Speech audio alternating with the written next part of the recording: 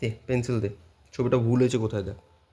প্রথম কথা হচ্ছে ছবিটা একটা কোণা দিয়ে দেখছে, ঠিক আছে, সোজা নেই জায়গাটা। তা এইখানে দেখ, এটা নিচ থেকে এটা ওপর দিকে উঠেছে, তাই তো? তোর এটা কি হয়েছে দেখ, দেখ এটা সোজা হয়েছে, এটা এটা বেশিরভাগটা সোজা হয়ে গেছে।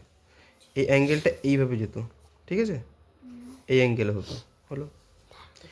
সেকেন্ড হচ্ছে এই যে এই অ্যাঙ্গেলটাকে ফলো করেছে এই এই লেয়ারে।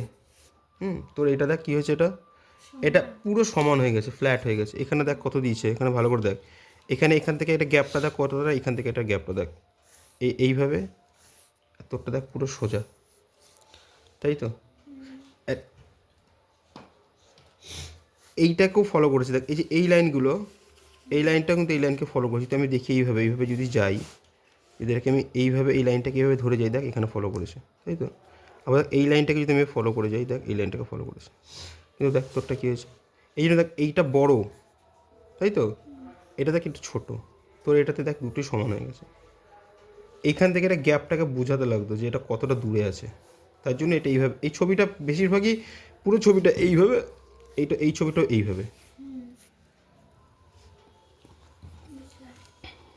বুঝতে পারলি?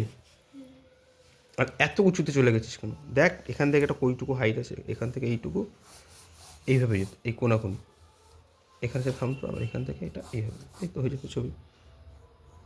ছবিটা করার আগে ছবি দেখতে লাগবে কোথা দিয়ে যাচ্ছি ছবিটাকে নিয়ে, বুঝতে পারলি? স্যার বললাম গেটের ওখানটা ভুল আছে। এইটা সোজা হবে, এই লাইনগুলোকে সোজা টানতে লাগবে। এই করার মানেই হচ্ছে তোর হাত সোজা। নে এবার ঠিক করে কর।